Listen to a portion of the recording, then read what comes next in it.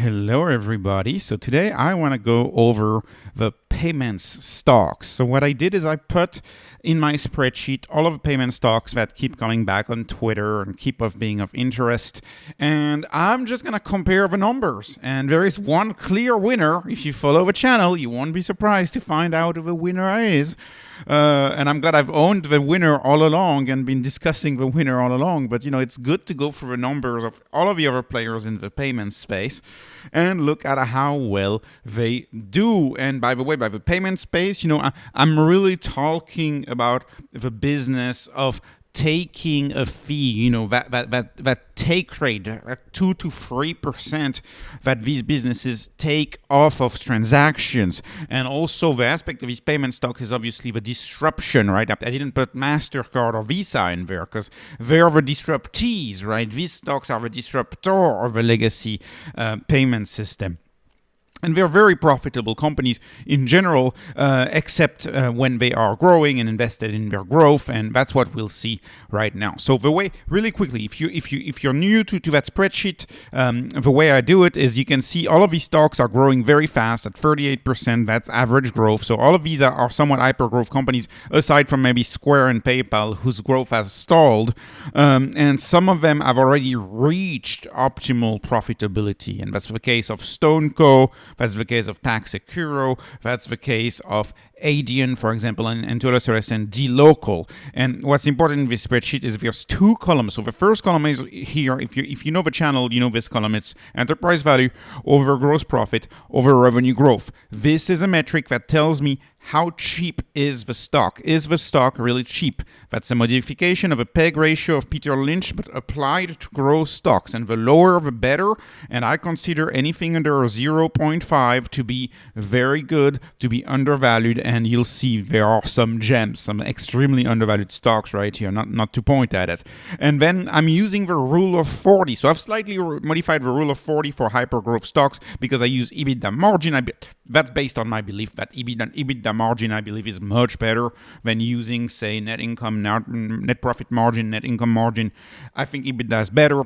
Net income, there's too many things you can manipulate. EBITDA, you take out the depreciation, take out the amortization, take out the debate as to whether certain expenses should be expensed in year one or not. Take it all out and just look at the economic value creation. That's why I love EBITDA margins. Plus, they are widely reported and calculated the same way across all players in industries.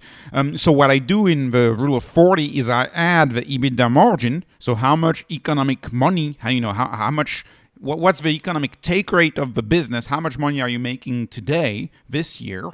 And I take the EBITDA margin and I add it to the revenue growth, right? How much is the business growing? And if you're familiar with that, that's the rule of 40 calculation, traditionally applied to SaaS. Why is it called the rule of 40? Because we say that a SaaS company that's going to have a great return, that's worthy of an investment, typically has to have 40 or more if you add the growth rate and the margin, the profit margin. So in that case, many of them fit the rule of 40. Two stocks actually beat the rule of 40 by 2. It's actually twice the rule of 40. Two interesting companies. So let me get started first of all with Shift4. So Shift4, payment terminals, cross-border payments, your standard payments company using this terminal. So what about Shift4? They're predicted to grow at 40%.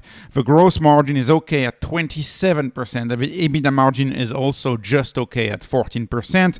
The stock is cheap at a 0.22, right? So twice as cheap than what I consider cheap, which is 0.5. So very cheap company, interesting stock. The rule of 40 is a 54 on 4. So I would say 4. Higher end, a little bit better than the average stock in this spreadsheet. Moving on to TOST. So TOST, as far as the payment system goes, I don't like it as much. I think the revenue growth at 29% could be better, and you compare to the other stocks, see much higher growth.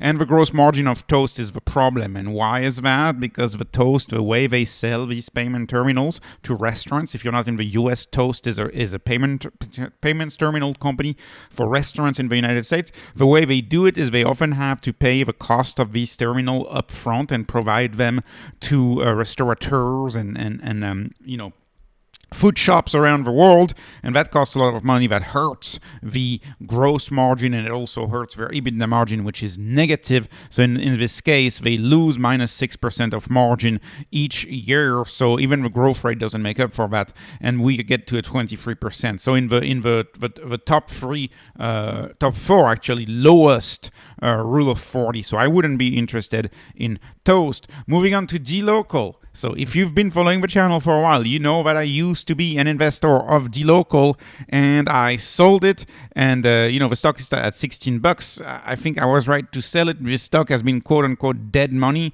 for a year, but the dead money aspect of the stock, if you ask me, it has nothing to do with the business. I love the business, but this business keeps having prominent, well-known Wall Street short sellers who keep attacking DLO. This is a business located in Uruguay, and so these short sellers find it really great to go attack these businesses. Actually, that's a risk of payments companies. These payments companies are often attacked with short sellers. DLO is not the only one. You may remember Square. Square was also attacked by a short seller recently, and so DLO, that was very frustrating. That short seller 3 times in a row attacked DLO. So the stock was doing really, really well. And then you get that short seller that gives you a minus 50% in the stock price. A lot of it has to do with the market cap, which is fairly low at $4 billion. But what are you going to do? These payment companies are hyper-growth stocks. So one of the main reasons why I got out of DLO is because I was tired about short sellers messing up with an investment thesis. But now they got some shake-up in the management. It seems like this company is gearing back up for growth, and the numbers are extremely compelling. This company is only second to StoneCo. So predicted to grow revenue at 53%. Gross margin is 45%. It's a cheap stock. It's in my top 30% cheapest stock in the way I value stocks here. And the EBITDA margin is 29%. So if I add 53% to 29%, I get to 82% rule of 40. So that's double the rule of 40. I'm going to be studying DLO a little more. I'd be looking to get back into DLO at these levels. It's really rare for a stock to reach a rule of 80 in this case. I've covered a few on the channel, right? Celsius Holdings is one, for example. But they're not that common. And so DLO, special mention for DLO. Then let's talk about ADYEN. So ADYEN is a company from the Netherlands, leading payment terminal provider, and just looking at it, you can tell right away what the problem with ADYEN. It's the valuation. This valuation is actually higher than Tesla and higher than Nvidia in the way I look at my spreadsheet at a 1.6, almost 1.7. It's an unbearable valuation in my view. It's way too expensive for a company that's just growing at 23%. Gross margin is good. Let's give them that. EBITDA margin is excellent. Let's give them that. But everybody sees that this stock is a great stock. That's why it's trading so high. To me, this is a stock that's trading too high. I wouldn't be interested. Although kudos for achieving a rule of 67 on this. That's really great. Then moving on to GLBE. GLBE is a company that does a lot of cross-border transactions. They do payments, but they do much more than payments. They also do shipping and customs and all that sort of stuff. A little overvalued per my spreadsheet, a 0.5, so a little overvalued, but the company is still predicted to grow quite a bit, 46%. The gross margin are good at 41%. The EBITDA margin is 9%. Of course, as these companies scale into their growth, as they grow, the EBITDA margin is going to go up. I expect eventually all of these payment companies to have between 30 and 50% EBITDA margin eventually. I think that's worth mentioning. But right now, what are we paying for a business right now? Well, I think it's slightly expensive, and the rule of 40 is achieved at a 55%. This is good. Not the best in all compared to their peer in the payment space, but this is good. Now let me move on to 2 companies that are not as good in my view. So the first one is Square, and of course, you would buy Square not for the payments business. You would likely buy Square because you believe the Cash App is going to compete against the banks quite a bit. That's why I believe someone would buy Square. And as a result of that, it doesn't look very good on my spreadsheet. It's cheap, but it's just cheap. It's not very cheap compared to all of the other stocks, at a 0.43 on EV over GP over revenue growth, and the EBITDA margin is exactly 0%. So in many ways, this is a business that I like, because this is a business that's reinvesting in itself and reinvesting in its growth. But unfortunately, their growth has stalled at 12% predicted next 12 months revenue growth. So I don't like it as much for that reason. Then we have PayPal. So PayPal is kind of the same story as Square. I don't think one would own PayPal just for the payments business. If you own it just for a payments business, then you're hoping that the valuation resets. So you're hoping for a 2x or a 3x. You're hoping that this stock will get back to trading where it was trading.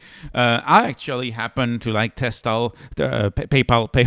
Tesla. I think about Tesla, I guess. PayPal. I like PayPal for multiple reasons. One of the reasons why I like PayPal is because I believe they have a lot of potential in the pay in for and in the pay over time business category. And it's unfortunate the new CEO doesn't seem to be talking about that. And of course, I like PayPal because of their involvement in the stablecoin and their PayUSD. And they have a shot at actually doing very well with that stablecoin. I think PayPal has a lot going for it. I'm not sure how I feel about the direction taken by the new CEO. The new CEO seems to be very politically correct and very much, I don't know. You listen to the call. It's silly, but I don't know. Like the CEO seems a little. I don't know. I don't like the CEO as much. So we'll see. I'll have to reassess PayPal. But doubling down on the payments, that seems to be what they're doing. In my view, I would try to double down on innovations. Nonetheless, this stock, as far as revenue growth, is only 8% predicted revenue growth over the next 12 months.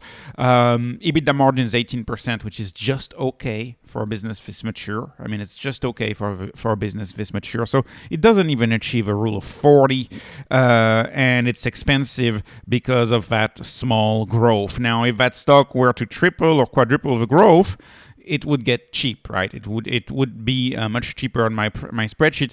But guess what?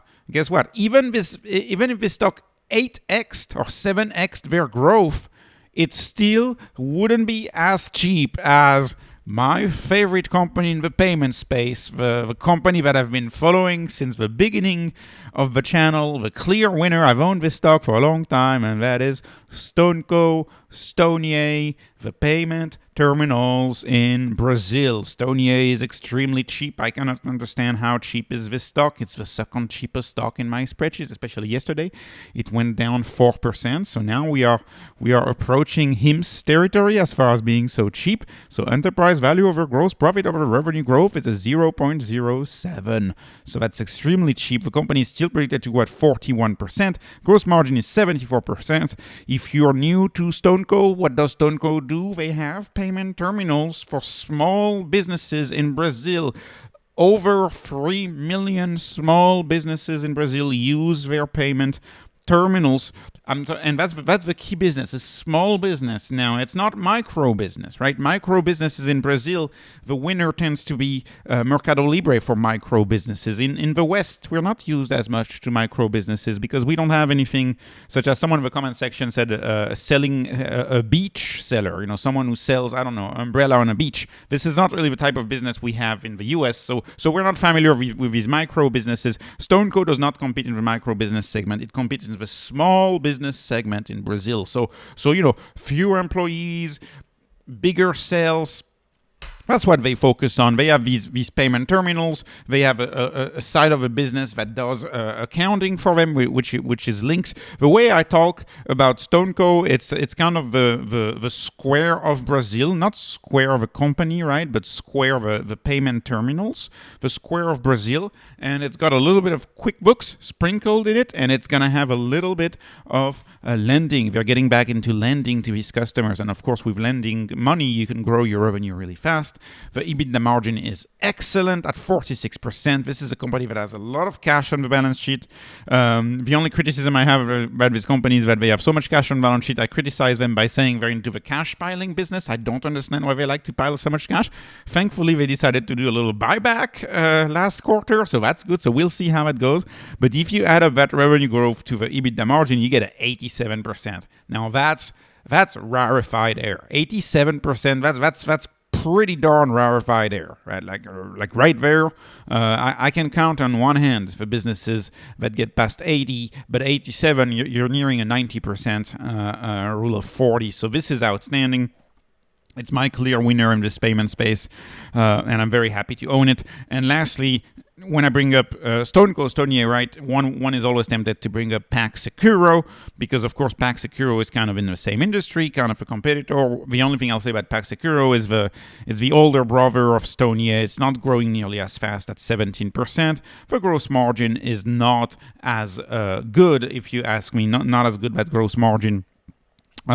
There's an error. I don't know what I did with my spreadsheet. There's an error on rule of 40 here, because you're supposed to add 43 to 17.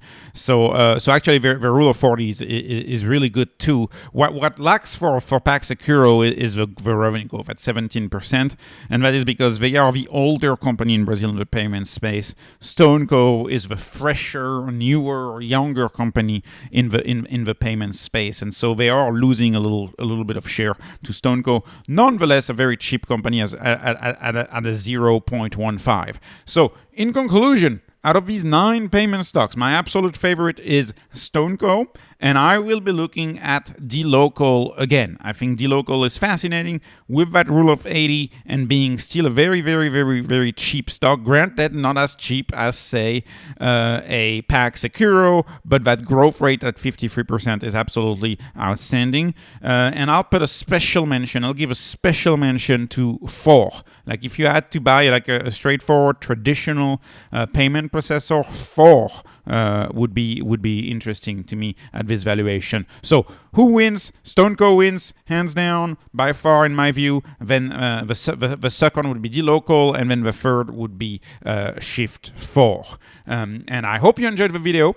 This was not investment advice, no financial advice, just entertainment. Hoping you were entertained. Appreciate your likes, appreciate your subscribes. Please follow me on X. Thank you for watching and have a wonderful day.